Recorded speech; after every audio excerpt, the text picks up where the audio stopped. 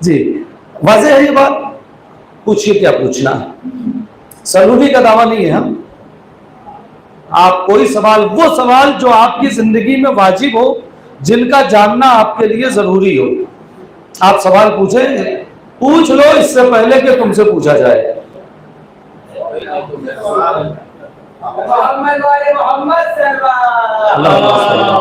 جی تو صاحب ہاں بسم اللہ. پھر وہ پوچھے آواز آئے گی.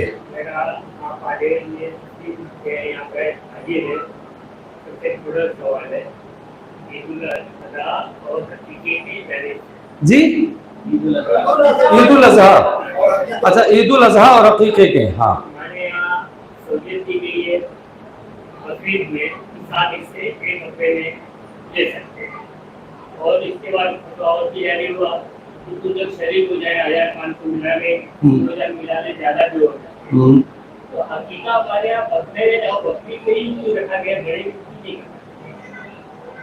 اچھا عقیقہ نہیں تو اس میں عید الاضحیٰ کہاں ہے؟ وہاں سہولیت دی گئی ہے ہم کو. ہاں 7 حصے ہم لے سکتے ہیں. یہ صدقہ ہے، وہ صدقہ نہیں ہے. یہ جو حقیقہ ہے یہ بچے کے لیے صدقہ ہے. سوال یہ ہے کہ جس طرح سے ہم عید میں ایک جانور پہ 7 لوگ مل کر کے کر سکتے ہیں، ویسا عقیقے پہ قانون یہی ہے نا. ایک کا مطلب ایک ہوتا ہے نا. ایک جانور پہ 7 آدمی کا عقیقہ کروا دیا. نہیں ایسے کیسے ہو سکتا ہے؟ ایک نہیں ہو سکتا ہے، چونکہ دیکھیے وہاں پر قربانی میں وہ ثواب کا مسئلہ ہے. آپ غور کریں وہاں پر ثواب کا مسئلہ ہے اور وہ مستحبات میں سے ہے. آپ کا ثواب کا مسئلہ ہے، لہٰذا آپ 5 آدمی 7 آدمی مل کے اگر ایک آدمی نہیں کر سکتا ہے تو کر لیں. لیکن عقیقہ جو ہے وہ صدقہ ہے، یہ ایک صدقہ ہے. جی جی نہیں اس چیز کے بہت سے آپشنز ہیں. آپ ایسے نہیں اس کو خلط ملط نہیں کر سکتے. آپ ایسے بہت سے آپشن ہیں کہ جہاں پر شریعت نے آپ کو بعض جگہوں پر چھوٹ دی ہے، بعض جگہوں پہ چھوٹ نہیں دی ہے. جی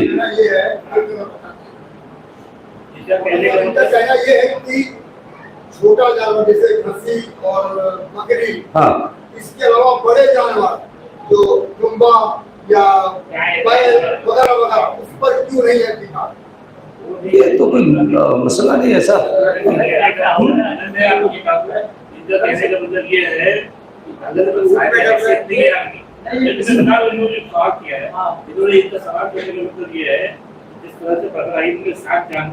ساتھ آپ لے سکتے ہیں. اگر آپ صاحب حیثیت نہیں ہے اور آپ کو حقیقہ کرنا ہے تو وہ آپ کی چھوٹ ہے. عقیقہ چھوڑ دیجیے نا، عقیقہ کون سا واجب ہے؟ آپ کو نہیں بات ان کا جو کہنا ہے کہ چھوٹے جانور پہ بکرے کے علاوہ بڑے جانور پہ اونٹ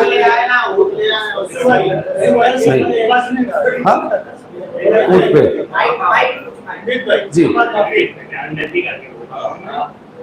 بقرعید میں ہمارے یہاں سہولت دی گئی کہ بھائی میں نہیں کر سکتا ہوں اکیلے جی یا 2 لوگوں کے ساتھ، جی. چلیے 7 لوگ مل کے قربانی کر لیجیے. 7 بچے کا ایک سوال جی جان کا صدقہ ہے حقیقہ جی جی اس میں بھی ہم کو سہولت ملنا چاہیے کہ نہیں. ہماری اوقات ہی نہیں ہے کہ ہم ایک مرغی خرید سکے تو بکرا کہاں سے لائیں گے؟ آپ عقیقہ مت کیجیے نا، عقیقہ مت کیجیے بس. آپ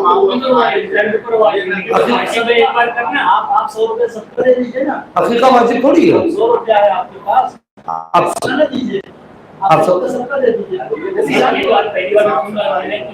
نہیں سب کا واجب جواب نہیں ملا. آپ کہہ دیا تو یہ چیز کو عمل کرو. واجب نہیں ہے. واجب نہیں ہے نا، آپ مستحب ہے. آپ مت کیجیے عقیقہ. عقیقہ مستحب ہے، واجب تھوڑی ہے. 500 روپے سب کا دے دیجیے، 200 روپے دے دیجیے، وہ آپ کے جی جی جی. آپ کا کیا سوال ہے؟ میرا سوال یہ تھا دوران قرآن پڑھتے وقت جو سجدے آتے ہیں جی اس میں 4 سجدے واجب ہے. بیٹھے بیٹھے ہی جب ہمارا بچپنا تو یہ کرسی اٹھ کے جی سجدہ کر لیا جائے، کیا وہ بہتر ہے؟ باقاعدہ سجدہ ہوتا ہے نماز میں سیکھے. دیکھیے جو قرآن تلاوت قرآن کا جو سجدہ، حسین ایک منٹ کا تلاوت قرآن کا جو سجدہ ہے اس کے لیے قبلہ رخ ہونا ضروری نہیں ہے، طاہر ہونا ضروری نہیں ہے، لہٰذا آپ جس رخ بھی بیٹھے ہیں آپ کو فوراً سجدہ کرنا ہے۔ جی ایسا نہیں ہے کہ آپ قرآن ایک طرف رکھیں، مصلی بچھائیں، جا کے وضو کریں اور اس کے بعد آپ سجدہ کریں، ضروری نہیں ہے۔ آپ جس رخ بھی بیٹھے ہوئے ہوں اس رخ میں سجدہ کر دیں۔ تلاوت قرآن کے سجدے کے لیے طہارت اور قبلہ رخ ہونا ضروری نہیں ہے، ٹھیک ہے جی وہ ایک مسئلہ اور اس میں آ رہا ہے جی۔ وہ اعضائے سجدہ جو ساتھ ہیں اس سے سجدہ ہوگا یا اسے یوں کہ اپنے یہاں کر لیتے ہیں؟ نہیں، ساتوں اعضائے سجدہ رکھنا بہتر ہے، ضروری نہیں ہے، یعنی ایسے ہو جائے گا لیکن آپ کو سجدے کی حالت میں لگے کہ سجدہ کیا ہے۔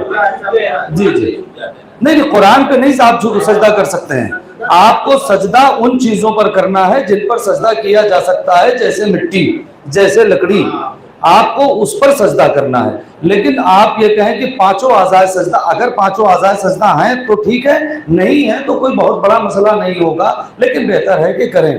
لیکن آپ قرآن کے اوپر اگر آپ سجدہ کرنا چاہتے ہیں تو سجدہ نہیں ہوگا، سجدہ ان چیزوں پر ہوگا جن پر سجدہ کیا جا سکتا ہے، لکڑی، مٹی یا جو چیز بھی سجدہ ہو سکتا ہے۔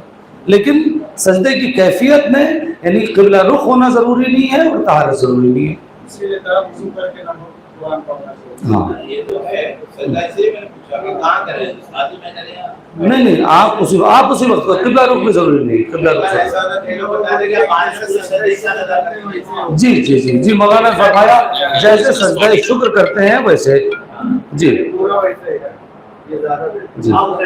صلوات پڑھیں پھر محمد و آل محمد پہ، اللہم صلی علی محمد و آل محمد۔ جی فرمائیں۔ حدیث ہے، حدیث جعفر صادق نے فرمایا کہ اللہ تعالیٰ نے دنیا کو 6 دنوں میں پیدا کیا، جی پھر اللہ تعالیٰ نے یہ آیت بھی ہے، ہاں چلیے پھر اللہ تعالیٰ نے ہاں۔ ان 6 دنوں کو جی۔ سال کے دنوں سے نفی کر دیا، جی اس لیے سال کے 354 دن ہوتے ہیں ہاں۔ اور شعبان کبھی 30 دنوں کا نہیں ہوتا، اور خدا کی قسم رمضان کبھی 30 دنوں سے کم نہیں ہوتا۔ جی۔ تو اگر رمضان کبھی 30 دنوں کا نہیں مطلب کم نہیں ہوتا تو کیا ہم مطلب عید کیسے آپ دن کے پروگرام میں تھے، جی دن کے پروگرام میں مولانا نے کہا ہے چاند دیکھ کے روزہ رکھیے اور چاند دیکھ کے عید منائیے۔ اور اس میں حدیث مطلب جو ہے جی اس میں لکھا نا خدا کی قسم 30 دنوں کا روزہ۔ جی جی جی اور یہ حدیث جیسے آپ کہہ رہے ہیں، جیسے آج آپ کے موبائل میں ہے تو یہ حدیث فقہا کے پاس بھی موجود ہے، فقہا نے اس حدیث کو بھی دیکھا ہے، ایک بات۔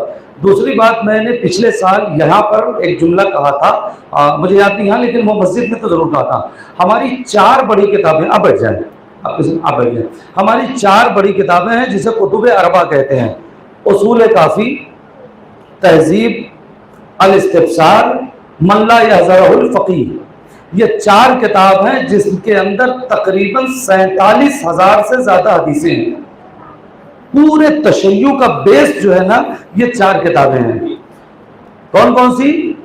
اصول کافی، تہذیب، الاستبصار، من لا یحضرہ الفقیہ، یہ 4 کتابوں میں 47,000 سے زیادہ احادیث چہاردہ معصومین سے ہے جسے علماء نے جمع کیا ہے۔ فقیہ کی نگاہ ان پوری کے پوری 47,000 حدیثوں پر ہوتی ہے، اس کے بعد وہ کوئی مسئلہ نکال کے بتاتے ہیں۔ تو جیسے ابھی دوپہر میں ایک مسئلہ تھا کہ فتوے میں اختلاف نہیں ہوتا ہے، موضوع میں اختلاف ہوتا ہے۔ آپ غور کر رہے ہیں فتوے میں، جیسے آپ کے سامنے یہ ایک حدیث آئی، ایسے ہی دوسری حدیث بھی ہے کہ چاند، مثلا 5ویں امام کی حدیث دن میں مولانا نے پڑھا تھا کہ 5ویں امام کی حدیث ہے کہ چاند دیکھ کے افطار کرو، چاند دیکھ کے روزہ رکھو۔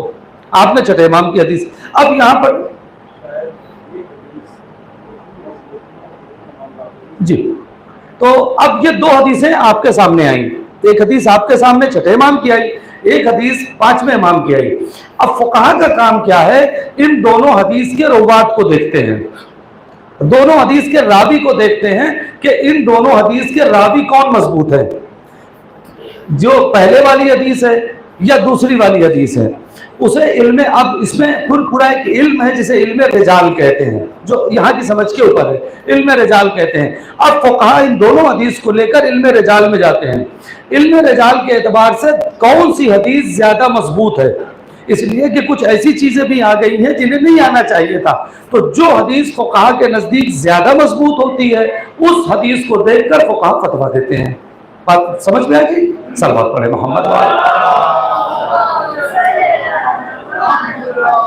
جی. اور کوئی سوال؟ جی جی. صدقہ ہے، صدقہ ہے.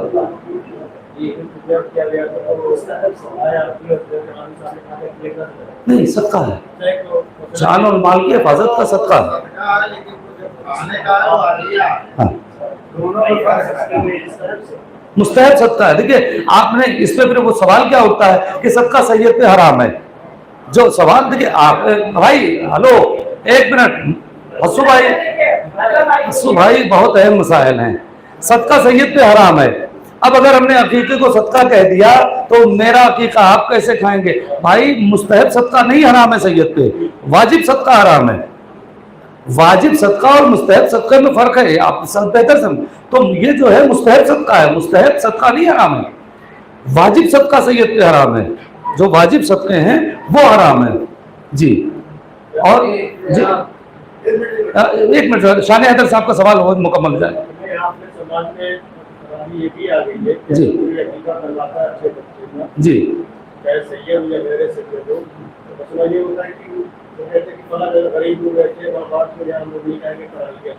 نہیں، کراہیت کا کوئی مسئلہ نہیں ہے بھائی، کراہیت کا کوئی مسئلہ نہیں ہے. اگر کوئی اس عقیقے کا گوشت دیتا ہے، آپ کھانا چاہیں کھائیں، نہ کھانا چاہیں نہ کھائیں، وہ ایک الگ مسئلہ ہے. مگر یہ کراہیت کا کوئی مسئلہ کہیں سے نہیں ہے، کہ ایسا نہیں ہے کہ عقیقے کا گوشت کھانا مکروہ ہے، کوئی مسئلہ ایسا نہیں ہے. جی. جیسے کہ عام خیال یہ پایا جاتا ہے کہ غیر دینا جائز اس طرح، اور یہ ایک ظلم بھی ہے. سود لینا ایک ظلم بھی مانا جاتا ہے. جس طرح ہم غیر مسلموں سے سود لینے لگے تو ہم یہ ظالم قوم میں شمار ہو جائیں گے. نہیں، ایسا نہیں. مولانا جوہر صاحب اس کا جواب دیں گے، چونکہ یہ ان کے ٹاپک کا سوال تھا. آپ یہاں آ جائیں.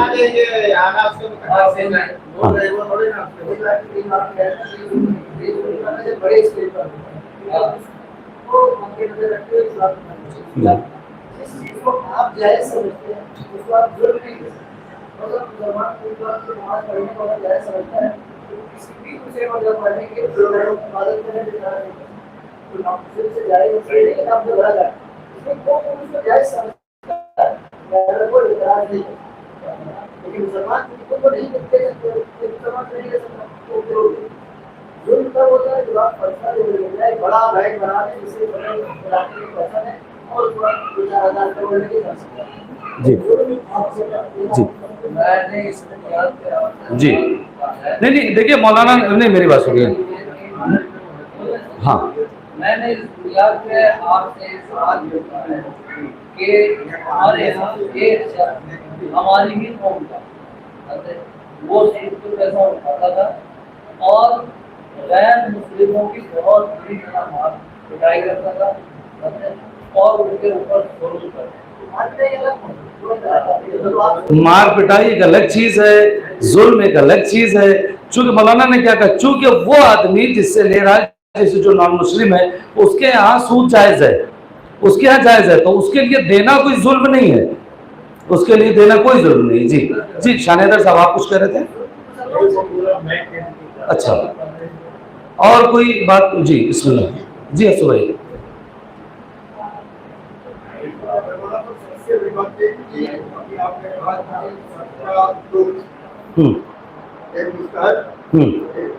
جی صدقے کا جو جیسے عقیقہ، جی عقیقہ تو جان کا صدقہ ہی ہے. جی تو جسے اس کو ماں باپ دادی دادا وغیرہ وہ ظلم نہیں مانتے. جی.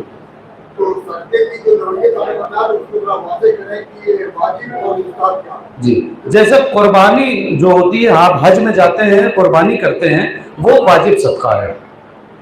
حج میں جو قربانی آپ دے رہے ہیں وہ واجب ہے. ہاں فطرہ مثلا، ہاں اس کو چھوڑ کے فطرہ من فطرہ، یہ جو فطرہ نکلتا ہے یہ واجب صدقہ ہے. یہ آپ کوئی بھی سید نہیں کھا سکتا ہے किसी भी सैयद का या गैर सैयद का। फितरा वाजिब सदका है, लेकिन ये अकीका जो है ये वाजिब सदका नहीं है। इसका गोश्त एक सादात का या गैर सादात जी कोई मसला नहीं है। कोई भी इस्तेमाल कर जी जी जी जी कोई सारे फर्क। कराइयत है कि माँ बाप न खाएं, माँ बाप दादा या वो अफराद जो ये तो सत्य की है। नहीं तो खा सकते हैं। कराइयत है जो वो हदियतुल लिल मोमिनीन हो जाता है। अच्छा हदियतुल लिल मोमिनीन जी। सदका नहीं रह जाता है। हाँ एक सवाल आपको वो नहीं आपके पीछे एक सवाल करना चाह रहे थे जी बिस्मिल्लाह।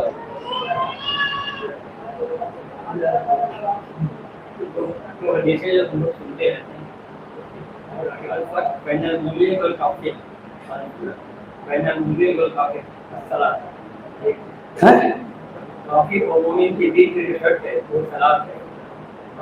नमाज हाँ जी एक और चीज है खलीफा की तलवार के ऊपर उठे जी वो काफिर, जी। खलीफा पर जो तलवार उठाए जी। वो काफिर। यानी खलीफा चौथे तलवार जी। मौला अली चौथे तलवार काम के जी दुनिया के जी चौथे खलीफा नाका अली दुनिया में तो उन पर जो जो तलवार उठाया वो में खिलाफ आया वो जी काफिर है। जी क्या काफिर है? जी मौला अली ने जिस पर तलवार उठाई जी वाए काफिर किसी पर नहीं जी उठाई। जी जी बस ठीक। अरे उसमें था क्या ये कंफर्म करना चाह रहे थे जी। कि मौला अली ने जिसने तलवार उठाई वो काफिर था जी या जिसने मौला पर तलवार उठाई देखिए जिसने मौला पर तलवार उठाई है किसी भी इमाम पर वो तो यकीनन काफिर था जी। अच्छा जी और कोई सवाल है जो मुब्तला बे मसला हो जिनका जानना आपके लिए वाजिब हो? नहीं तो हम पूछ लें।